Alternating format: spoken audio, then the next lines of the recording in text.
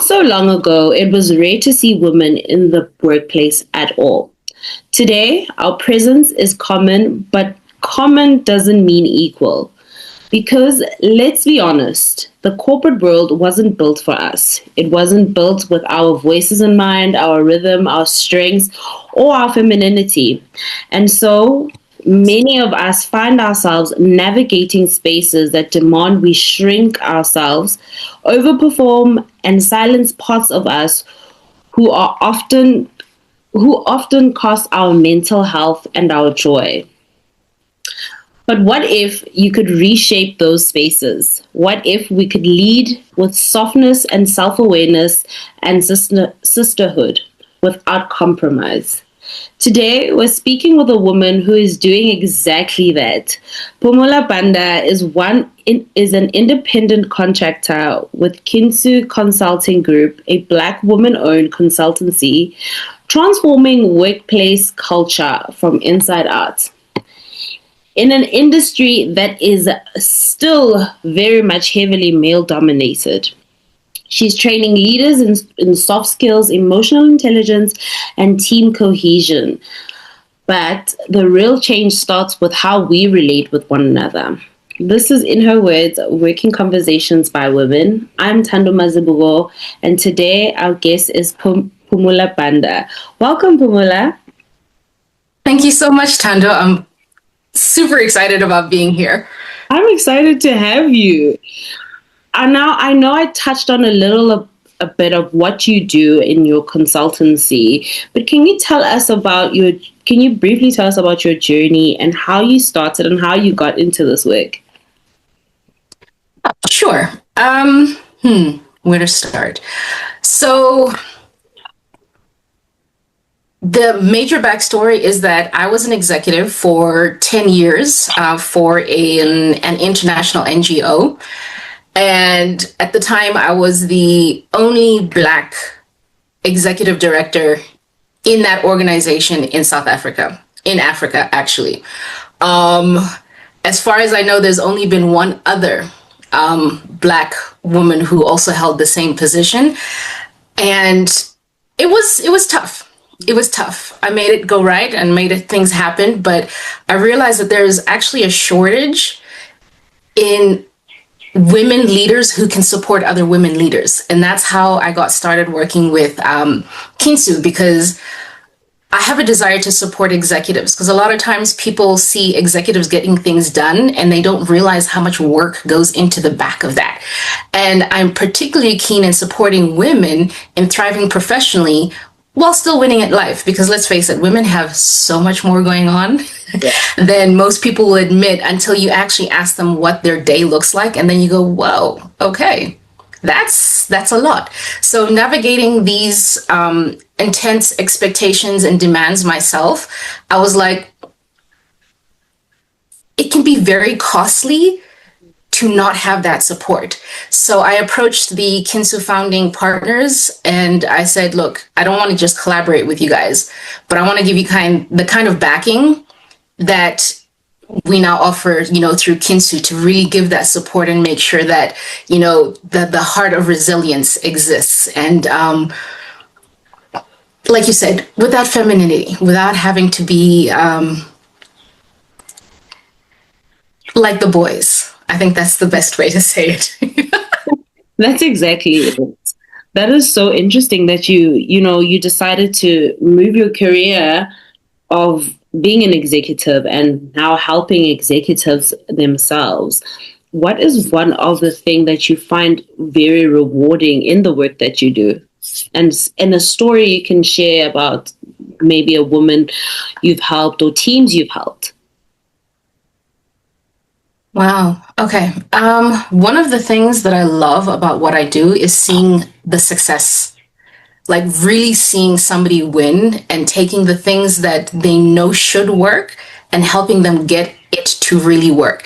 But not only just work because, they added part A to part B and they mixed it together for 10 minutes and then it worked, but like really doing it the way that they feel intuitively it should happen, but still following the correct principles to get them to get where they want to get, but make it their own unique journey. That is my absolute favorite.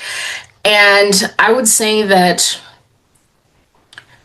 one of my greatest wins so far would actually probably be working with Kintsu, where I've been working with one of the founding partners. And as we started working, she realized that she had an offer that she really wanted to put on the table.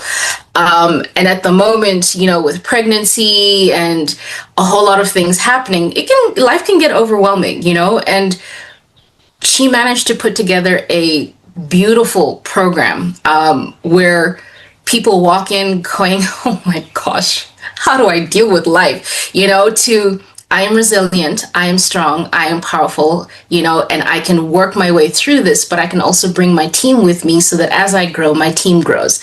And I think for women, that is one of those things that we hold dear, which not necessarily is held in high esteem in the general corporate world. And that's one of my biggest wins to date. I mean, I could share others, but for me, just getting that product where you can offer a service that really hits the mark and feel so excited about it, but still do it at your own pace and still create something that is uniquely yours, but without feeling like, oh, I'm too late, I'm do this, and just being able to own it. And, pregnancy takes a lot. There's you and another little human being, and then there's family, and then there's work, and to be able to literally incubate such a gorgeous idea and a little human at the same time, I think is very special. So for me, at the moment, that's probably one of my greatest achievements, although I've really taken a lot of teams from grassroots levels to people who don't know anything about the fields that they're entering and literally getting them to expert level. And to the point where if they were to walk into a room now, they would own it. And that for me is gorgeous because,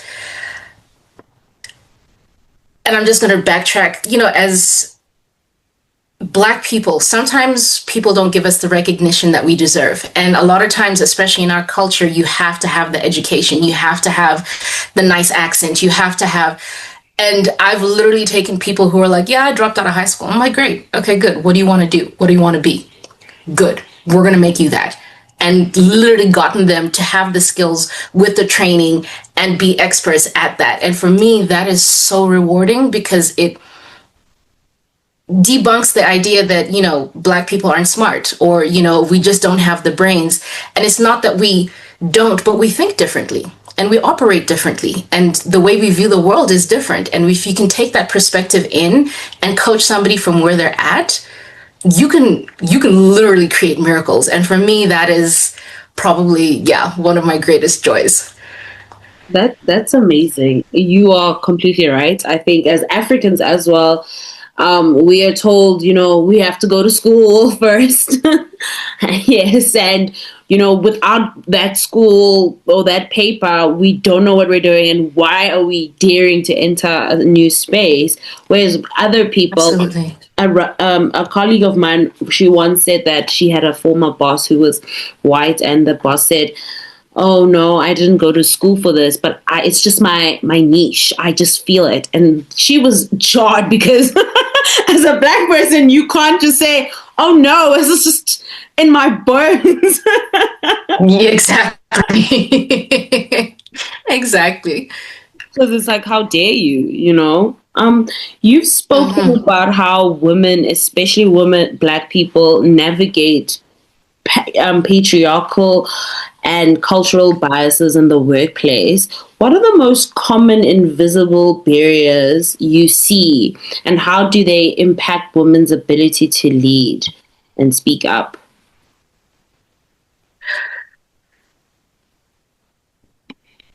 I would say that in a lot of professional environments, the idea of soft skills and mental health are sidelined.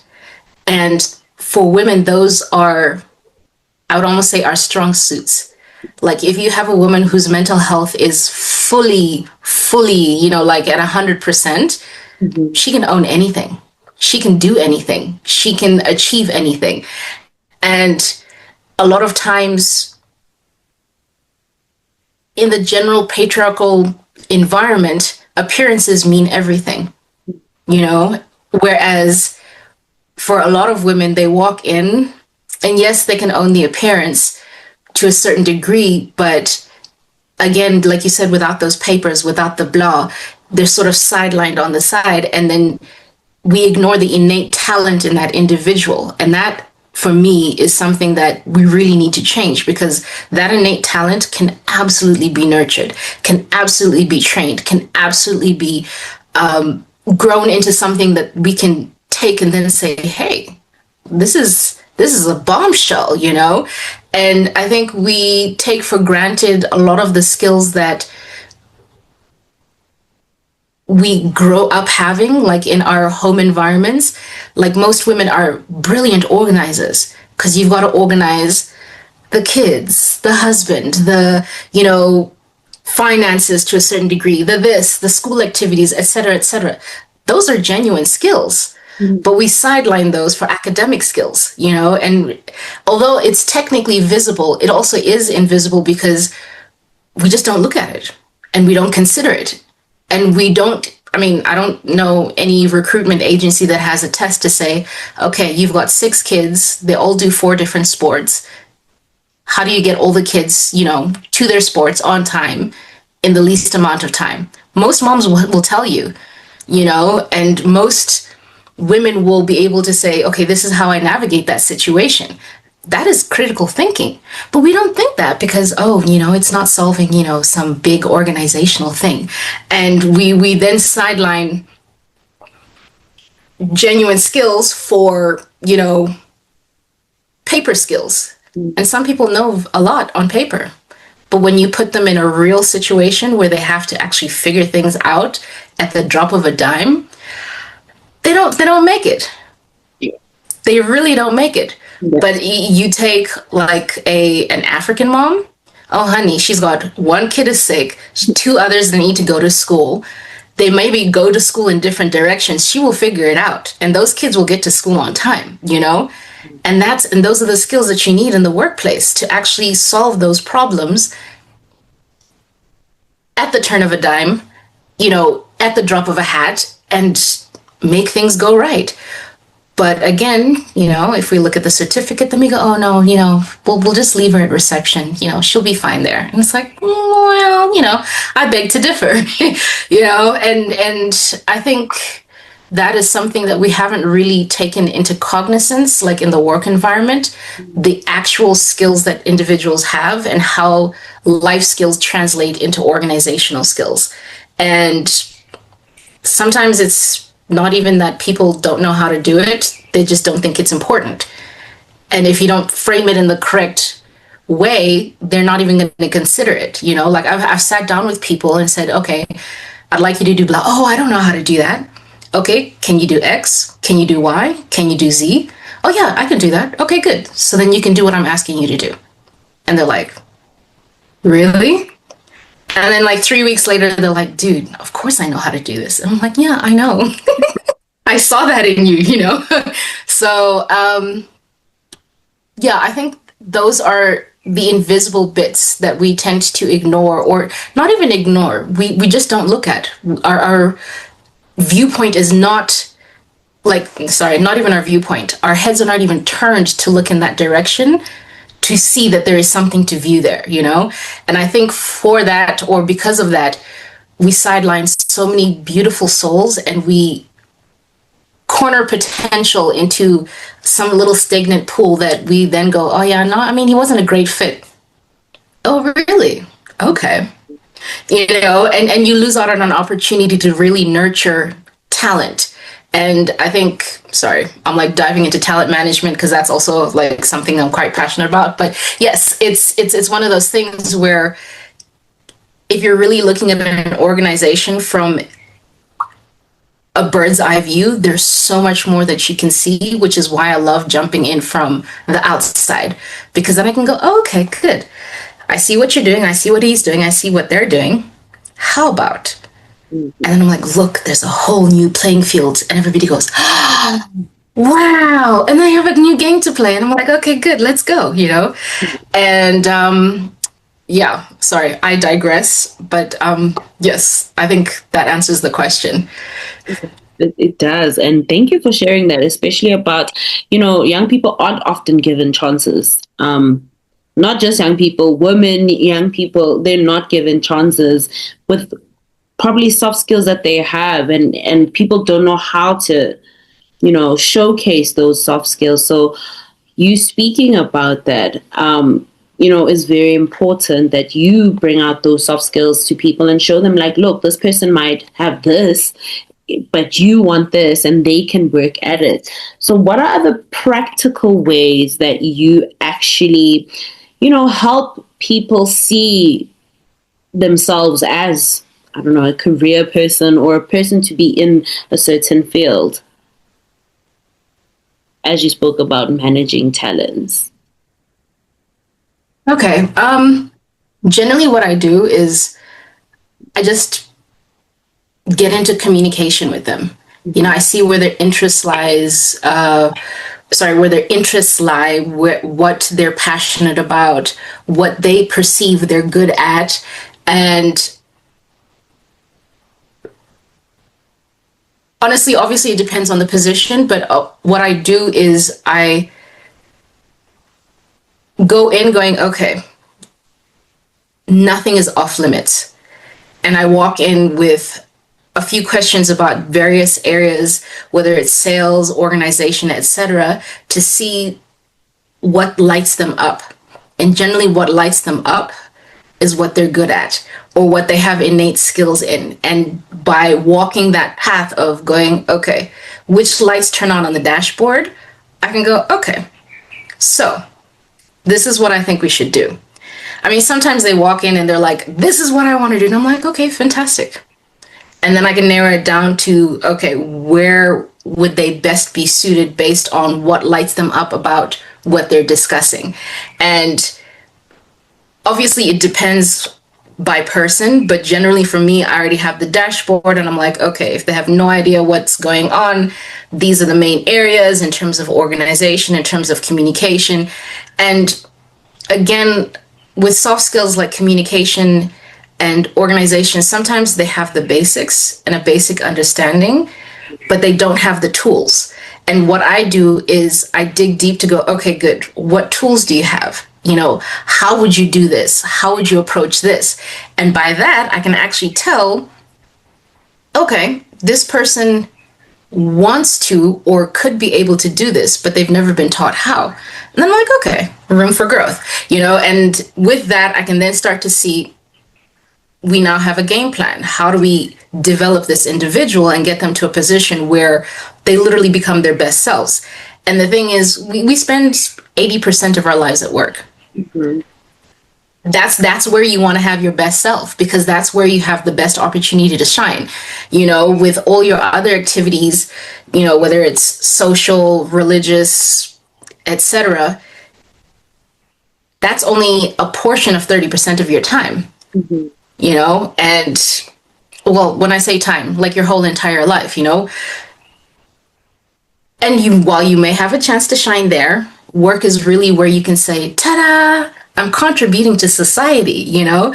And once you let a person do that, you find that not only do they change, but their environments change as well. Because when a person can really get into production, their morale goes up and their ability to see things and tackle things also goes up, because they already have that confidence that if something happens, I can tackle it. If something goes on.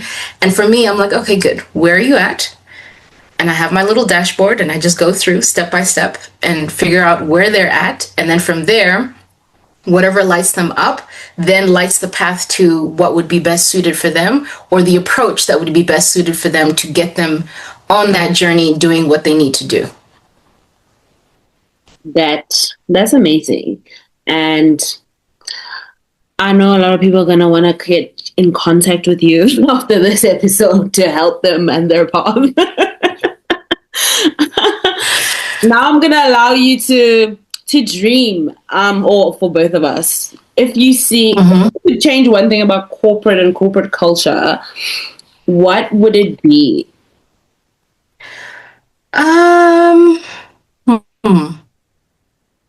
If I could change something,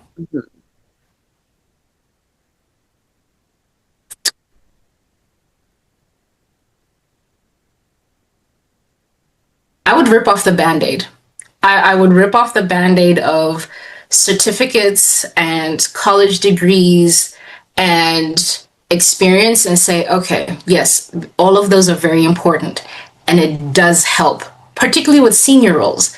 But, like you sometimes get entry jobs where you need experience and it's like, hello, it's an entry job.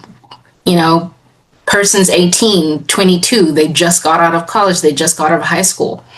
Where are they going to get the experience? And the only places willing to train are, places where they have systems in place like franchises where, they're like, okay, good, person walks in through the door. And a lot of those franchises do food or are retail, but it doesn't really fit the rest of corporate. And then it's like, okay, so then how do we do that? So if I could, I would rip off the Band-Aid because I have had people who literally could not go anywhere else. And I was like, okay, good. We'll take you where you're at. Obviously, in my previous workplace, we had like IQ tests, etc. So you could literally see, what they understood, what their aptitudes were, where they lacked. And then from there, you can then do more individual testing, etc. But everything else can be taught. And if we were to rip off that Band-Aid of you have to have a certificate, you have to have experience, we would literally be like, okay, how much potential do we have in Africa? And I kid you not, we would actually be like, oh, so we have so many geniuses?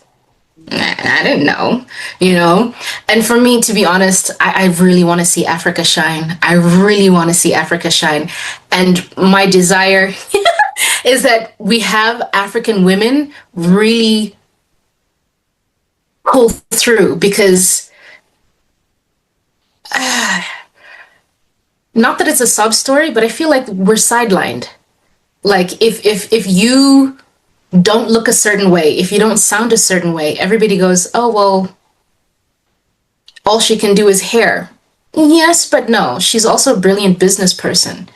She's also a brilliant salesperson. She's very good at closing and upselling because I walked in, I wanted to get this done. She's now given me like 2 hair pieces plus a hairspray and a hair food.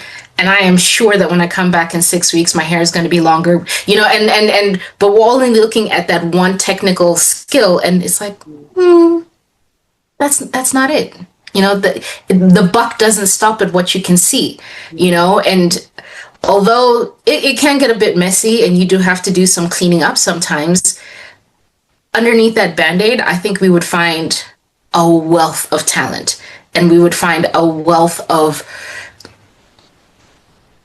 potential really that we could just tap into and be like, oh, Africa's so much more different than,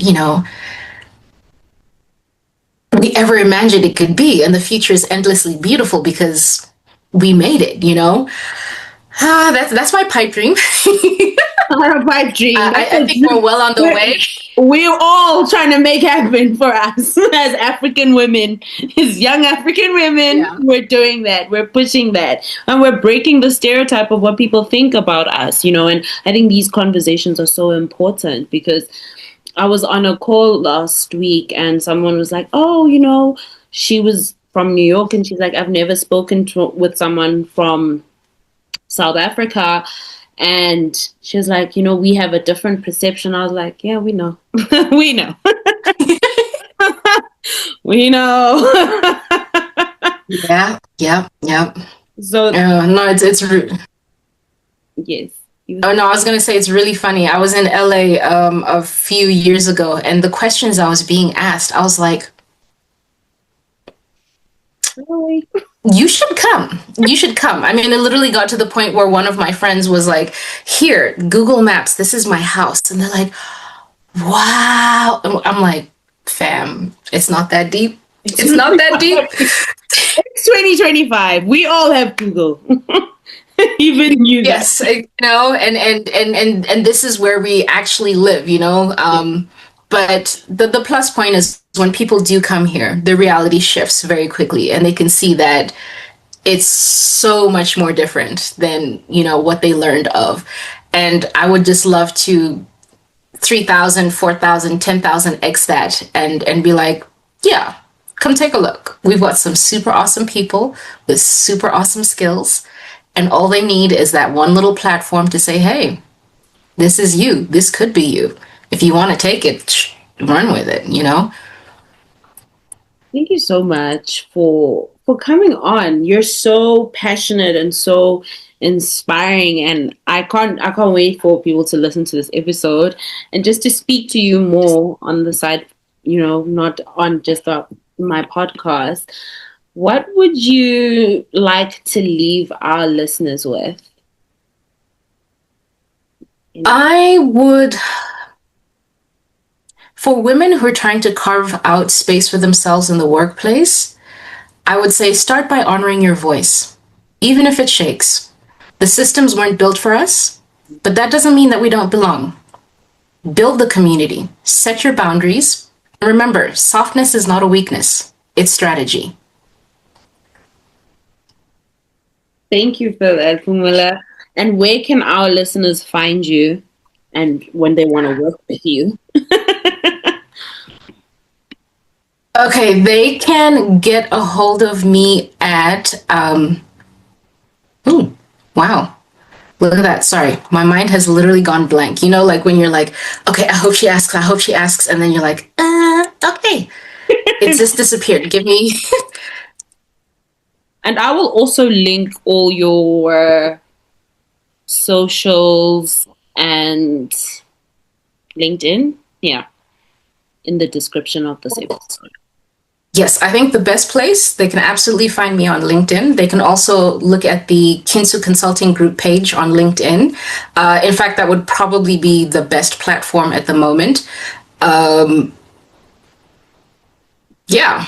Okay. Now I don't know why I blanked out. I think because I had it all prearranged in my head. I'm like, okay, the Instagram, please reach out on LinkedIn. We will be happy to be in touch with you. We would love to work with you. We're, like I mentioned earlier, we're working on a special program built on the soft skill of resilience because life is changing, careers are changing. Nobody's keeping the same job for like 25 years anymore. And people really need to learn how to pivot and change careers. And especially as women, where you have so much more on your plate than just you. You have to take those career changes very seriously and like really dig deep and go, okay, do I really want to do this? Can I afford to do this, etc. And so the resilience masterclass that we're working on really just helps somebody get into that groove and have that confidence that wherever I am, I can rise. And when women rise, it's always beautiful. Not to say that it's limited to women. However, like I said before, I'm very biased. And Hi. yeah. And there's nothing more beautiful than seeing a woman win, because when she wins, her community wins. And when the community wins, the nation wins. And that's the bottom line. I think we can both agree that our culture is inherently founded on women, and the kids who had great women in their lives have great stories to tell. And the kids who didn't have such great women in their lives, it was rough, and that's just how it is, especially here. So, yeah, that's where we can be found. Thank you so much. I will definitely join the masterclass. You'll let me know how that's going to take shape. I will also be posting it. It's Women's Month here as well in South Africa. I will make sure that I put this up in Women's Month. That'll be awesome. Thank you so much for your words of wisdom and just for sharing your journey. You're so passionate about women and Africans, and I totally love that. Thank you so much for having me. It's been an absolute pleasure. And I really am honored to have had this time with you. And I'm really glad that we were able to do this, because one thing that I've realized is that when women work together, the power and magic that happens is it's beyond just the, oh yeah, they were together and oh, it looks like they had fun. The ripple effects are phenomenal. And just this opportunity itself has been edifying, and thank you very much for that experience. Thank you for edifying me. All right. Bye. Bye